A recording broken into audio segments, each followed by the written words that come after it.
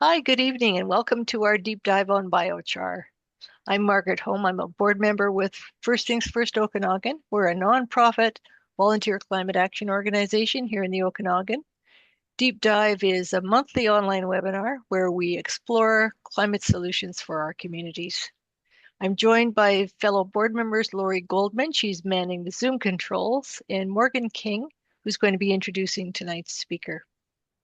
First Things First comes to you from the traditional unceded territory of the Syilx and Tsuut'ina nations. At our monthly webinars, we try to share upcoming opportunities to participate in Indigenous events and initiatives in the Okanagan. And since it's June, we're taking a break for a couple of months. I'd like to encourage you to check out Indigenous Tourism BC website. So from coastal canoe journeys to nature tours, urban cultural experiences, scenic road trips, there are suggestions for opportunities throughout the province to connect with Indigenous communities and people whose perspectives, traditions, their businesses, their stories are helping to shape our province. So please do check out Indigenous Tourism BC, see what's in your local area that you may not have explored, or if you're going on a road trip, check it out and find out some summer adventures to share with your friends and family. So now I'm going to pass things over to Morgan, and she's going to introduce tonight's speaker. Take it away, Morgan. Thanks, Margaret, and hello, everybody. A couple of reminders before I introduce tonight's speaker. Please make sure to turn off your microphone so that we don't have any background noise. And then if a question occurs to you during the talk, if you could just type it into the chat, and at the end we'll have a Q&A, and then we can ask your questions. And as well, there's no need to take notes as we'll be sending out a video recording of the talk along with links to any interesting points that come up. And it'll be posted on our YouTube channel, which has our other 49 deep dives. So Kevin Smith is the co-founder of SilvaChar Environmental and a longtime advocate for regenerative forestry, wildfire resilience, and carbon negative land management solutions in British Columbia. With over a decade of hands-on experience in the biochar industry, Kevin works at the intersection of forestry, social science, ecosystem restoration, and climate action. His company helps transform forestry residuals and wildfire fuels into high value biochar products that support healthier forests and more resilient communities. Through SilvaChar, Kevin and his team are developing practical, scalable approaches to wildfire fuel reduction, carbon sequestration, water filtration, soil generation, and Indigenous and community based economic development. His work is rooted in the belief that many of the environmental challenges facing our region can become opportunities when approached through ecological stewardship, innovation, and long term thinking. So, thanks so much for joining us tonight, Kevin, and I'll turn it over to you now. Thank you. Is hopefully my mic's working now. I think I'll try and share this. How's that working? You got me there? Perfect. Wonderful. Thank you so very much, everyone. This is my first webinar, actually. It's really exciting. I've got a YouTube channel. I've been on podcasts and whatnot, but this is my first official webinar. So bear with me today. Hopefully you find what I have to share of some value to you. I know we have a wide variety of listeners today from well-educated individuals that perhaps can teach me a few things tonight, and I hope you do, to people that are just hearing about biochar for the first time. So I appreciate you spending your time with us this evening. This is going to work for me. All right, so this evening I want to go over kind of my personal story as to why I'm here and why I'm presenting to you now. Like people have said, no one cares how much you know until they know how much you care. And I want you to know that I do care, and it comes from I think, some good reasoning and why I've kind of designed my life up until this point. I'm going to touch base on some forestry waste problems, some issues that is real and it's surrounding us, and what we can do about that, and kind of the journey of SilvaChar and what's brought us to this point of making biochar and marketing it. And we're going to get into this science and kind of the biology of biochar, what makes it unique, and get into some applications and hopefully give you lots of time for questions because I'm used to a really back and forth conversation, but um, I don't have a problem speaking either. So bear with me here. All right. So my story actually begins when I was 9 years old. It's kind of interesting. I always think about people talking about, oh, I had this epiphany at this point, and I always dreamed I could have had one of those where they shaped my life. And I didn't think about that until more recently when I look back. I'm like, wow, no, these are all the things that led me to where I am. And it really started when I was 9 years old in 1998. So I'm not too old, but I'm old enough to have this experience. And it was in August 5th. This was a Wednesday night. And I was at the movie theater with a friend at a matinee. And up until this point, there was a forest fire in Salmon Arm. It was up on Fly Hills to the west of Salmon Arm. And it was kind of exciting. It was kind of the first fire that I recall in my life. And I remember seeing the bombers come in, land on Shuswap Lake, and then dump it on the mountain. But it wasn't scary. It was just kind of neat and exciting. When the video was over, I remember my mom meeting us just outside the door inside the lobby, and which was strange because she was never on time, let alone early. But she met us there and she grabbed both of our hands and she said, "Boys, the fire is very serious. I need to come right now." The sound of her voice and the look in her eyes was absolutely terrifying and something I had never experienced to that point. And when we came through the front doors to the exit, I remember getting hit by this wall of hot, ash, heavy air. And it was dark out. It should have been light. It was a matinee. I remember being confused. I remember coming out into the open air and there was no sun. The sun hadn't set, but it was very dark. For those that were in Vernon a few years ago on the White Rock fire, similar to that. But the valley in Salmon Arm is quite close and there was no light. It was very, very dark. And there was ash falling down and we ran to the Suburban and she drove us home, which I wasn't again prepared for because when we came into our yard, I remember seeing my five older siblings running around, getting everything into the truck and the boat. Sisters were crying. Bigger brother was putting out fire on the driveway, and my dad was on the roof putting up sprinklers. Why Salmon Arm didn't burn down that night is beyond me. It's a miracle in my opinion, but the wind switched and put out the fire or subdued it. Now up to this point on that Wednesday night, the winds came up and turned that fire into a rank 6 fire, which was the first fire in BC history to be recognized as a rank 6 fire. For those who don't understand, a rank 1 fire is basically a smolder, no flame. A rank 6 is creating its own weather patterns. It is a firestorm, generates enough heat to generate its own wind and driving force. There's very few rank 6 fires that have been recorded, and this was the first one. There was literally fire tornadoes that came down the Salmon Valley and ripped out trees. So that's the intensity of this fire. It lasted only briefly that evening, but it was enough to make me drawn to the idea of understanding what fire was because you're afraid of what you don't understand. And the terror that I saw in my family, I never wanted to see again. So I wanted to understand fire. And even though it was scary at the moment. Later, in a couple of years, I went back to that same theater with my school class and we watched An Inconvenient Truth. Now, I do not remember anything else from that movie other than I felt like I had no future and that the world was coming to an end in 2050. That's what I remember. And for a young kid, when you're excited about life and your future, and to hear that there's nothing left in 2050, it's going to be uninhabitable, was terrifying. So from that, I figured that the best career to go into was firefighting. If between the scientists saying the world was going to be destroyed by fire, the Bible saying the world's going to just be destroyed by fire, I figured it was a good industry to go into. So in graduating grade 12, I jumped into wildfire fighting with the ministry, and I stayed there for 6 years, fighting forest fires, doing fuel management, and all sorts of different fire activities across the province of BC, northern Alberta, and into the Northwest Territories. This picture off to the right is a fuel management project that I was able to actually write the prescription for the Nisconnet Lake Indian Band. I have helped write the wildfire protection plan for the city of Salmon Arm, Sicamous, Chase, Nisconnet Indian Band on 2 different IRs.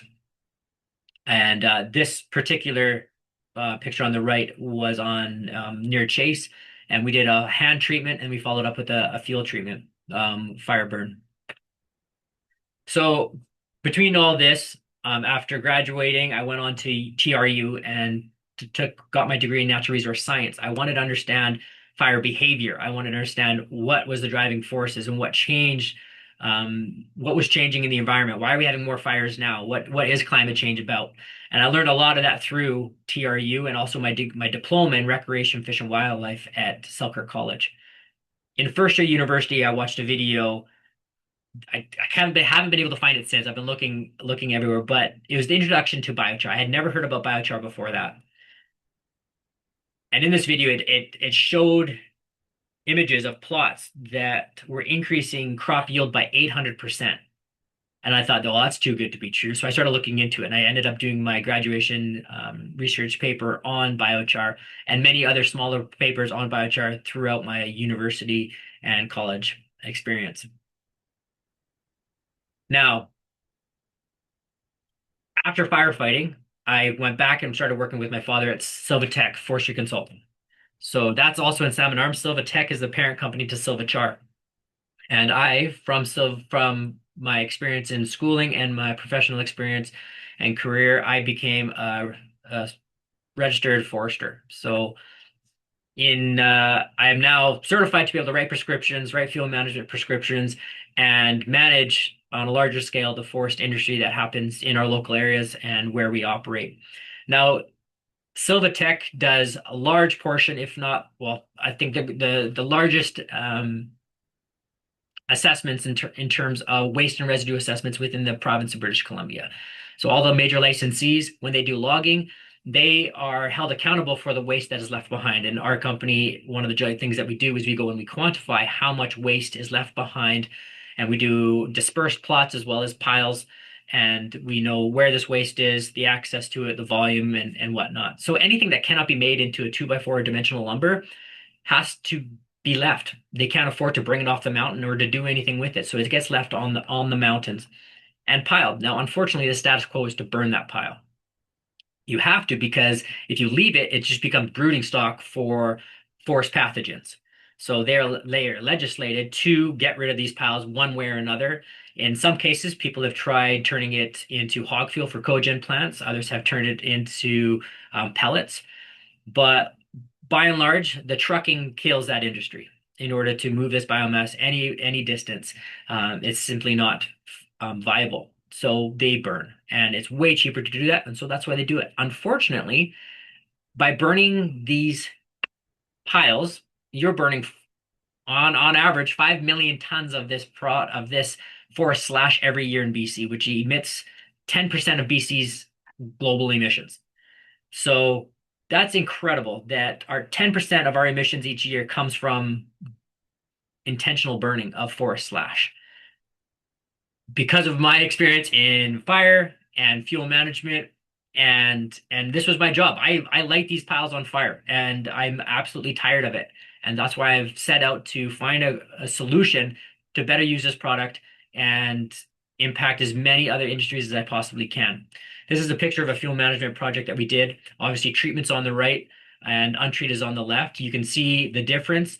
Obviously, the one on the left is more natural. It's beautiful. We love it. Unfortunately, when a fire comes through, you have nothing left because of the intensity of that fire. So that's what a fuel management project does, is it removes the lower portion of the forest so that it simulates what a natural fire would do in a natural cases where a fire might be coming through every so often and cleaning up the understory. If you don't do that, or you suppress the fires, which we did so well in the 80s and 90s, the forest builds up so bad or so thick that there's no way to control it, and that's what leads to a rank 6 fire, which you cannot control.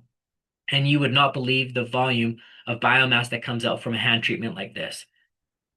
Here's another treatment that we did. This is a pine forest. You can see all those piles around. And if you travel anywhere in the Okanagan, Shuswap, Thompson area, you'll eventually find these little spots along communities, roadways, railways, where fire hazard is of risk, and they want to eliminate or remove that risk as much as possible from encroachment on the wildland urban interface area. Now, I am not aware of any other organization other than us that have tried to actually utilize these piles. 99% of any other group that I've seen burn these piles.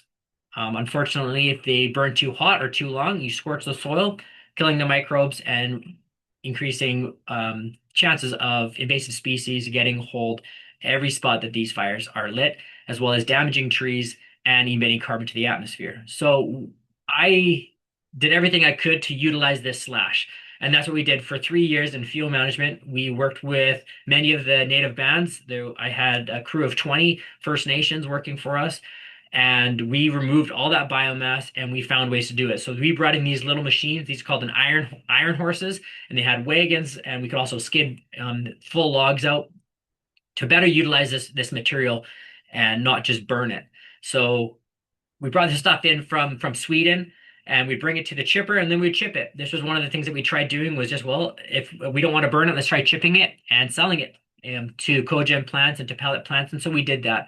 Unfortunately, you couldn't control the prices, you couldn't control the trucking, and it was very, very challenging to compete with other companies out there that were just burning. They they wanted us to utilize, but they weren't willing to pay for it, and we simply could not sustain utilization at the price of burning and compete. We even left some of the big lumber or big logs instead of burning it. Again, we let people use it in their homes for firewood. This was a logging truck. Anything that was standing and dead that otherwise would have come down and burned, we turned it into saw logs and sent it to the mill. And right down to cedar post and rails. Anything that was 4 inches, 6 inches, down to 3 inches, we cut them to length and sold them as cedar post and rails. Anything that we cut down, we utilized to the very best that we possibly could. This was all drive for me trying to eliminate or protect wildfire, or I guess wildland urban interface with fuel management without wasting and emitting carbon to the atmosphere. So this brought me to the SilvaChar. We always knew that biochar was the end goal, but we had to start somewhere and learning the process of how we can extract this biomass and not go broke trying to do it. Those big slash piles is a big undertaking, and eventually we got there. On the left-hand side, you can see hog fuel is what it's called. So when you take slash and you put it through a grinder, and it's all kind of different sizes, when it goes ground but through a grinder, it becomes hog fuel. If you go through a chipper, it becomes chips. And so that's a little bit different. If you hear me talking about hog fuel, it's just kind of an unorganized wood chip, if you would. Haha. So some milestones of SilvaChar. We started researching about 12 years ago, but it was in 2023 that we really decided to jump in with 2 feet. We went down to New York, and we got introduced to the International Biochar Initiative Academy, where about 25 students from, no, sorry, 45 students from 23 different countries came and were taught by the leading scientists and professionals in biochar in the world. And it was like drinking from a fire hydrant for 2 weeks. They fed us everything they possibly could on biochar production, different feedstocks, different applications, and the chemistry and the biology behind biochar. That kind of got us excited, and we met some really interesting people there and some business partners who set us up with a reactor for research and development, improving out the economics and the viability of biochar production in BC. So you can see a picture there. That's me opening up our sea can, 20-foot sea can on day one. It was just a big hunk of steel, and we had to do all the electrical, all the panel designing, putting together without a map. It was it was quite interesting. A lot of learning. I'm not an electrician, but I became one. All right, so this was our first light. Our reactor no longer looks as pretty as that. That is nice and shiny stainless steel. It has been through the ringers now, and it's been revamped a few times now. But up on the right-hand side, that was one of our very first pieces of biochar that we got to take out from the reactor and start studying and analyzing. All right, so the science. So that's kind of a revamp as to why I'm here, what brought us here. Biochar is exactly what you see on the screen. It's a sponge, very, very porous. For a comparison, a gram of sand has the surface area of about 0.01 meters squared. 0.01 meters squared per gram. Whereas a gram of biochar has between 3, even up to 800% square meters per gram. So it doesn't take very much biochar to make a huge difference in a sandy soil. From 0.01 to say 500 meters squared per gram is huge. That's why we recommend it for water retention. That's why we recommend it for nutrient retention, because of the chemistry that it provides. And I'm going to get into that briefly. But I want you to look at this. We're going to come back to this when I talk about charging. But for now, understand the porosity and the surface area that comes along with this. Now, when you're kind of looking at this, all those structures, all those walls of the cells, that's carbon. That is pure carbon. That is designed through the cellular structure when the tree is growing. Through photosynthesis, it intakes carbon dioxide, stores the carbon, and exhales the oxygen. That's what we breathe. But that carbon stays in the cellular structure, and that's what makes the scaffolding of the tree. Now, under extreme heat, high temperatures, saying 5, 6, 7, 800 degrees Celsius with a low oxygen environment, what's happening is those cells are cracking open, the gases are escaping, which drives the heat, catches on fire when mixed with oxygen, and the carbon stays pure and very stable. And under heat, the carbon chains, they start readjusting into a 6-carbon benzene ring, which is a very stable form of carbon. And it doesn't decompose like other forms of organic carbon. So if you take just a piece of wood from a tree, it's going to decompose very rapidly. But under pyrolysis, that heating, it's going to rearrange those carbons so it becomes very fixed and doesn't decompose like it would otherwise. Okay, so that's kind of a neat concept. So this is a better explanation for why it does what it does. Biochar is negatively charged, okay? And it has a high CEC, or cation exchange capacity. When you're wanting to add fertilizer, compost, or manure to your soil, you want to increase the cation exchange capacity of your soil so that it actually retains all that nitrogen, phosphorus, potassium that you're feeding it. Realistically, without a high CEC, you're going to be losing 60% of your nutrients just by irrigation and watering. Okay, so as much as you like to think that, oh, I'm adding a lot of nutrients to your soil, you are, but if you have a sandy soil, you're losing a lot of that. So that's why we want to add biochar to actually retain that hard-earned compost. You know, you go out there, you sing, you massage your compost, you want to make some really nice compost, and you spread it out there, and then you hit it with water every morning or every night, and you wash that all away. By adding biochar, we can eliminate a lot of that leaching. So from this picture, you can kind of see on each of those carbons, there's a functional group, and it wants to chemically bond. It's adsorb. So there's absorption and there's adsorption. One is with a B and one is with a D. Absorption is what a sponge does. It absorbs water. And biochar does that because of its porous structure. However, because of its charge, negative charge, it also adsorbs or chemically bonds to those molecules that you are feeding your soil. Fortunately, because of that structure and the bonding to those nutrients, you create the perfect environment for microbes.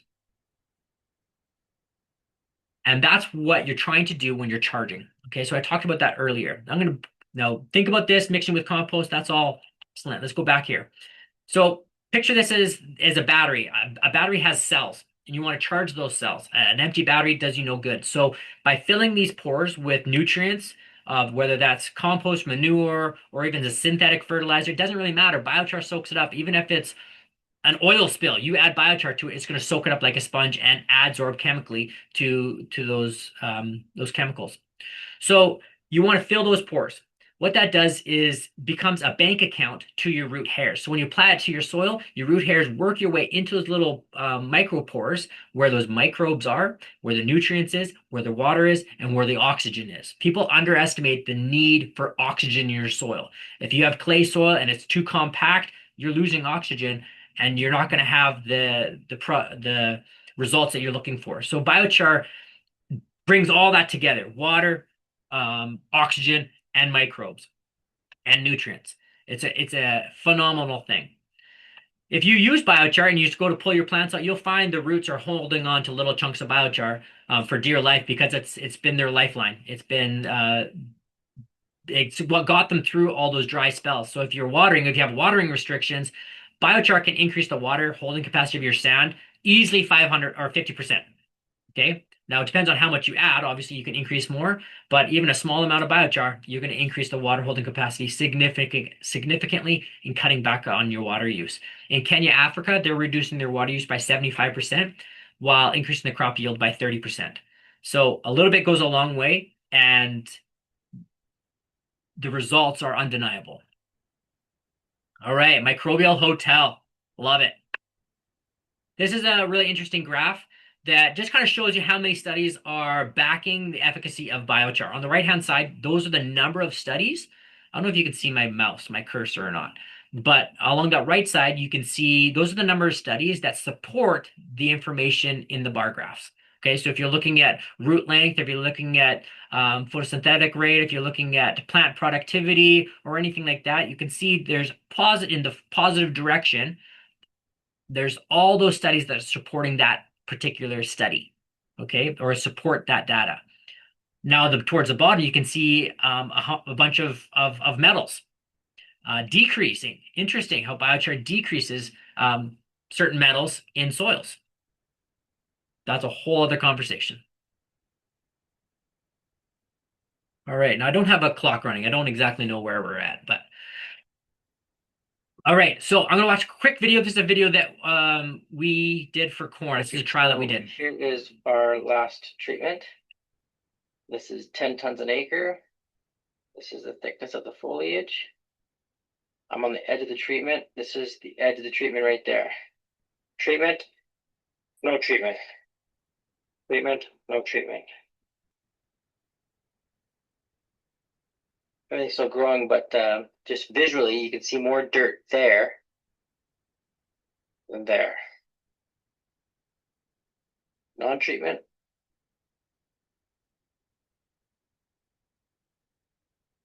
Treatment. Treatment. Non-treatment.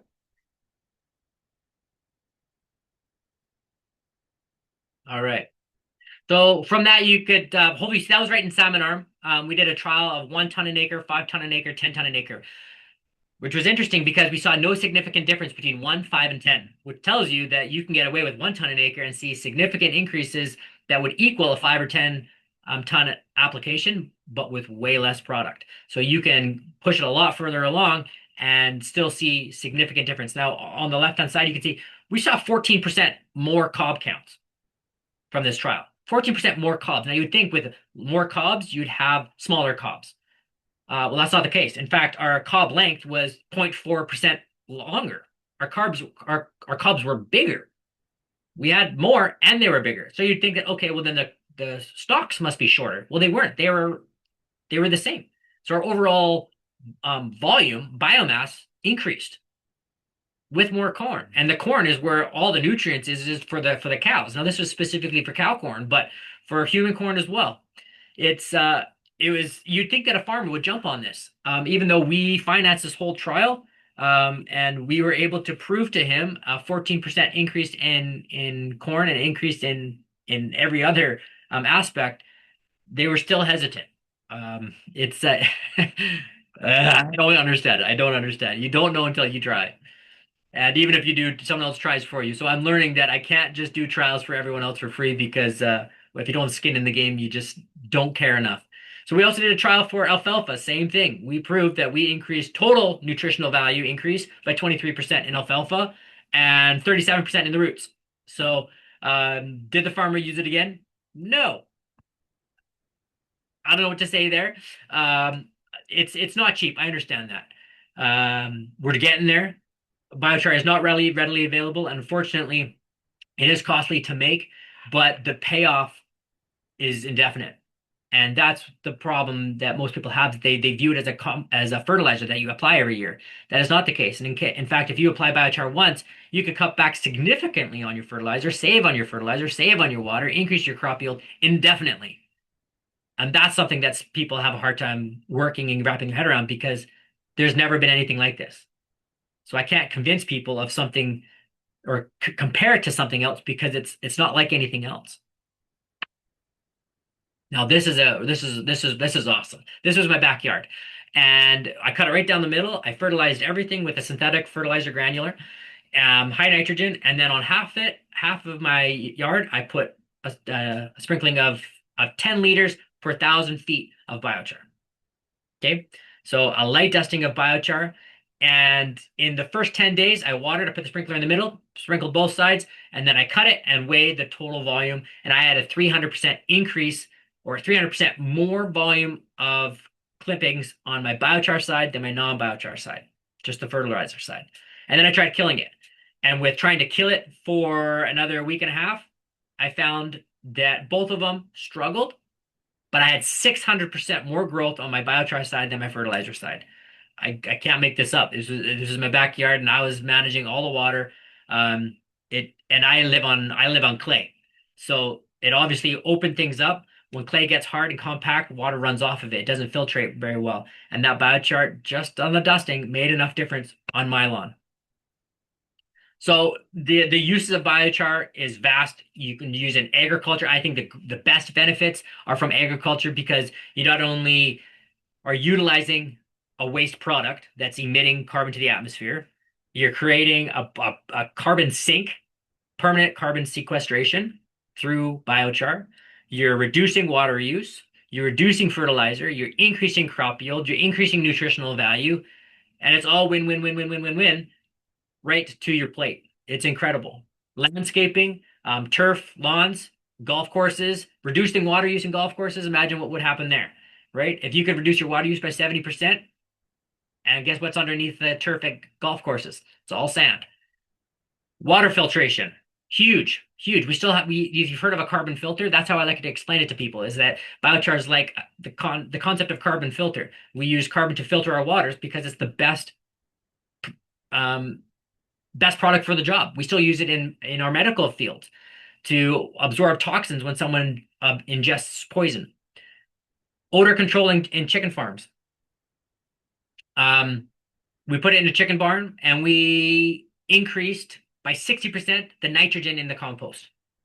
So instead of emitting it all into ammonia gas, we absorbed it in the ammonium stage before it off gases to ammonia, making that barn way healthier for the chickens, way drier. In fact, the chicken farmer didn't believe me. I said use 3 to 5%. He wanted to go big or go home. He used 20% and ended up having to add 20 or 2,000 gallons of water because he dried out his barn completely. So when you put dry biochar down, you have to believe it will absorb moisture. That's what it's designed to do. So think of that. He learned that biochar does what it's designed to do, and it dried out that bedding. Now, for you putting in your garden, you may not want to add dry biochar to your garden because it's going to soak up the available nutrients. But when you do add water, it's going to retain it. Awesome. So in a wrap up, biochar is a product that needs to be used in order to understand it. Us at SilvaChar, we're really trying to find a solution for this forest slash.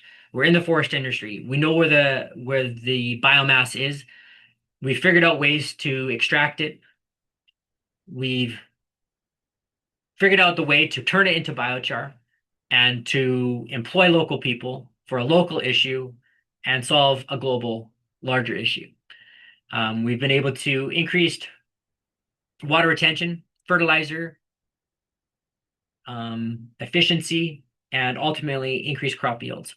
And I'm really hoping that people here will be able to give it a shot, try it out for yourself, and be able to really see a quantifiable difference. And I hope you can take this with you, that for every ton of biochar used, you're sequestering about 2.5 tons of atmospheric carbon equivalent. So we often go out, we pick up garbage, we do things for the environment, which is wonderful. And we need to do that. But to be able to do one thing that's quantifiable, and you know that when you put a kilogram of biochar in your garden, you sequestered 3 kilograms of atmospheric carbon. And you can pat yourself on the back knowing that you did something good for the environment for years to come, reducing your water, reducing your fertilizer, increasing your crop yield, increasing your nutritional value. So thank you very much. And if those who are interested, you can scan this QR card and you can get 20% off any of our bucket products. Kevin, that's fantastic. I know I personally have about half an hour worth of questions, but I will cover some of those and also some of the questions I can see in the chat. First of all, where is biochar available for sale? I don't see it, for instance, in my garden store. No, you don't. When you go to a garden store and you try to sell them something that they've never heard about, it's hard to Sure. do. Yeah. I've been up and down every valley here in BC, talking Yeah. with every farm and garden center I possibly can. And in the winter, they're closed, and in the spring, they're going buck wild. So they don't have time for you in the winter or the spring. So it's really hard. If you know someone who has a farm and garden center and you want to see this locally, talk to them, request it. We have it available. We sell it online. But I would love to have this in every Okay. store imaginable. So, Thank but you. if you scan that code, you can go to our store. Sounds like you need to go on Dragon's Den or something like that. Okay, I'm just going to quickly fire off some of the questions. Now, you've talked about carbon sequestration. What about carbon emissions from producing biochar? That's a great question. So, in order to qualify for carbon credits, you have to take that all into account. Obviously, grinding is a big grinder. It's a 1,000 horsepower engine. You got an excavator feeding it. You got logging trucks. You've got all sorts of things that come into that. So we have to quantify all the diesel that's used. We have to quantify all the electricity, all the water that comes into account for generating our biochar. Okay, that's very stringent on how they track that. Um, then they come and they inspect to make sure that it is in fact that you're certified for carbon credits. So that has all come into account. So we don't now when I say 1 ton of biochar is equivalent to 2 tons, or 1 ton of biochar is 2 or 3 tons atmospheric carbon. That is correct. But we also have to subtract the emissions that is gone into the atmosphere during the creation of it. Also, you have to take into account how much you avoid. So if we were to take that pile and burn it completely, that's going to be 100% emissions to the atmosphere, which we avoided. So Great. we subtracted it and then we Yeah. subtracted it again. Great, great. Actually, Kevin, could you stop your screen sharing and then we can see all the audience that's here today? Yeah, That's great. Thank you. Okay, now you've mentioned reducing water use, and of course, water is a huge issue in the valley. This summer, we hear about fruit producers in Vernon area being asked to cut their water use to 20%. You'd think that there would be a lot of interest by fruit growers and also in the wine industry. And myself personally, as someone having a lawn that's turning brown because I'm only allowed to water once a week, you'd think that this is a product that can solve a problem that we're all dealing with. So I guess one of the questions is, do you have to put the biochar in the soil before planting, or is it something that, for instance, a vineyard owner or an orchardist could add? Does it have to be mixed into the soil to work? It's going to hold water nutrients where it sits.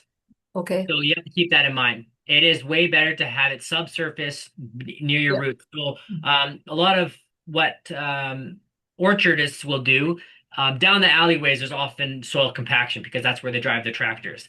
And if you do a side profile, you'll find the roots, they grow out towards the compaction and then down.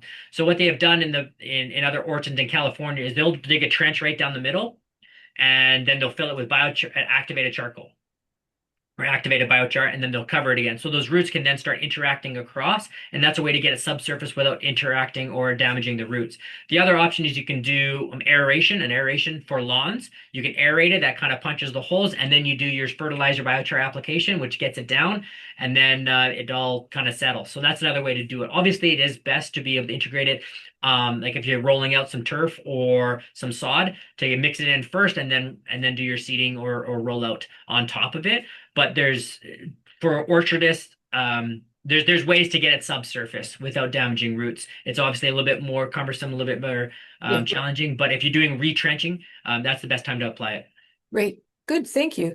Now, from listening to your whole talk, I can see that your economics is really important to you in 3 areas. First of all, there's the economics of collecting the forestry waste. And then there's the economics of processing it. and then obviously selling and marketing and selling it, getting it into people's hands. Which of these are the most challenging? Is it the sales part of it, the last part, or all three ones that you're working with still to reduce costs? Well, right now, the only source of revenue is sales of biochar. No one pays us to get rid of the slash, unfortunately. Yeah. They'll pay you to burn it, but they won't pay you to take it. Mhm. Um, and until the law changes that make it harder to burn, or there's incentives to utilize, it's going to be hard and it's going to be very costly to utilize this forest slash. The cheapest you're going to get it is for free, but you still have to pay a grinder $800 an hour to grind it, and a truck at 100, $200 an hour to truck it. So that all that money comes down to the sale of the biochar in order to make that back, and carbon credits. Yeah, one of the questions was, would there be as much forestry waste, and would it be, if our forests were managed sustainably, there probably would be requirements, say, not to burn. And have you been meeting at all with people within the forestry industry and within the ministry that controls the forest policy? Are you getting any traction there? Um, well, yeah. 5 years ago, they didn't want to talk to us. 5 years ago, they were done hearing about biochar. It's like, oh, that's a fictitious thing. People have tried and failed. It doesn't work. Well, it only works if you allow it to work. Now, the BC government wants to be carbon neutral by 2050. Well, this is the only way. This really is the only way that BC can be carbon neutral, is to be carbon negative in at least one of its industries. And the greatest thing is biochar can infiltrate so many industries. It can infiltrate concrete industry. It can infiltrate oil and gas. It can infiltrate water filtration, infiltrate mining, infiltrate all these big global emitters, and help them become carbon negative by using biochar in effective ways. You mentioned that you got your training along with people from many other countries when you went to New York. Is there any country where they're actually integrating biochar into some processes where it's working, people are making money, the industry is going places? Every industry but ours, or every country but ours, I swear. Canada is the slowest to jump on board with anything that is new. They like to see the U.S. do everything first, and then they come on board. So the U.S. is picking up, and with the U.S. picking up, Canada will buckle their shoes and figure out that, hey, maybe we can get our shoes wet. Europe, they've been doing this for decades. They've figured it out. They've proven it out. French, I mean, the third world countries have been doing this for thousands of years. They do this. They learned about this studying the soil in the Amazon. 2,000 years ago, they were starting to use this technology to hold water and, well, retain nutrients because of the excessive water. That's another thing we didn't really talk about, but you can have excessive water and still use biochar. You can have low water and use biochar. It's beneficial in both ways. So yes, there are a lot of other countries that have figured this out and are using it, and that's kind of the program that we're trying to jump on. We have an agricultural research station in Summerland that works with tree fruit industry and vineyards. Have you approached anyone there? I know there may be some people watching from Park or whatever the name is these days. They keep changing it. But have you got any inroads with the research station here? No. Okay, well, we'll try and work on that with you. Who I knows? would love to. There's been a lot of Yeah. great people down the valley that been willing to talk with us.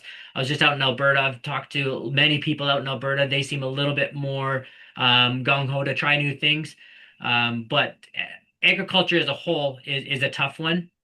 However, high value crops like vineyards and fruit is I see where things are going to break through much earlier. Well, the challenge that has really been highlighted this year for British Columbia is lack of water. You can add fertilizer, you can have a lot of inputs, but if the water isn't there, people are stuck. So I would think that biochar's time is coming, both for the homeowner speaking of myself, and for industries associated with fruit, which are huge in the interior. I think I have, let me just look over. I think I've kind of covered all the questions. Now, you did mention that you can add that you don't need to add biochar every year if in an agricultural setting. But can you give us an example? Would it be like every 10 years or 5 years? Does it lose its efficacy, I assume, a little bit each year? So biochar, I've heard that it can degrade by about 3% a year. Right. However, there is soils 2,000 years old that still have biochar in it. So that's why biochar works as a carbon sequestration, is because it's long term. Biochar, you won't have to replace it. Okay, like, just put it in this mind that you'll never replace your biochar. You might add to it, but you're never going to replace it. Once it's there, it's there. Way longer than you're going to be around anyone else, your kids or your grandkids. So when you add biochar, rest assured it's there. You might choose to add. If you're agitating your soil, if you're tilling your soil, obviously you're going to be pushing that further down. If you're a no-till gardener or farmer, well, then it's going to be staying in that rooting zone wherever you put it. And it's kind of like wine. It gets sweeter with time. Right. It's going to become more inoculated, more charged, increased Right. microbes.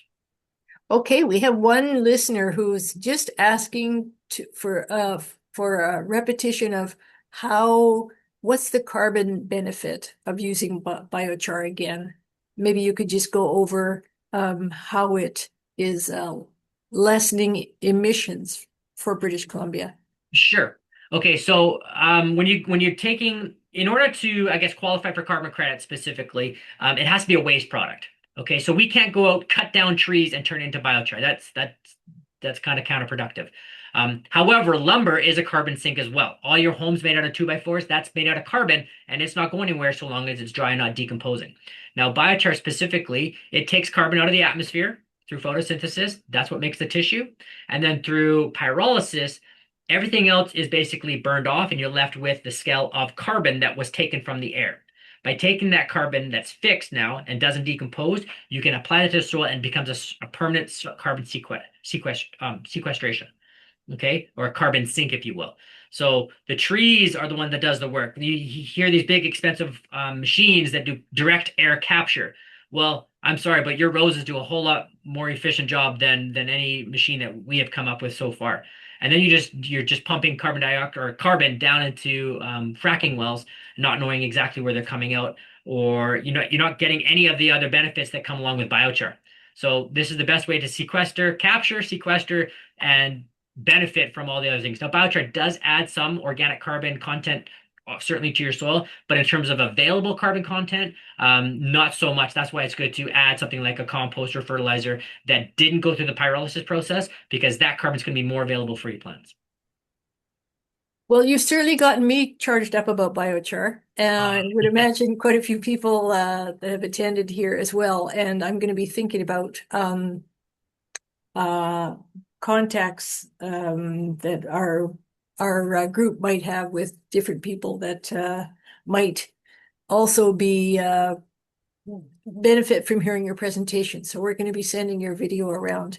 I'm going to turn things back over to Morgan to thank you and also talk about a few things that are going on with First Things First. But again, this has been a very exciting, energizing evening to hear all about biochar. So Thank you very much. And I'll give you a link so that for all your listeners or all your members, they can have access to 20% off if you wanted to try biochar yourself. We can certainly give you guys a discount. That sounds super. Wonderful. Thank you so much. Thank you so much.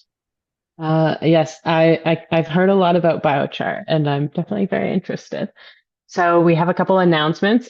We will not have deep dives during the summer, but we'll resume in the fall. So the first one will be on September 17th.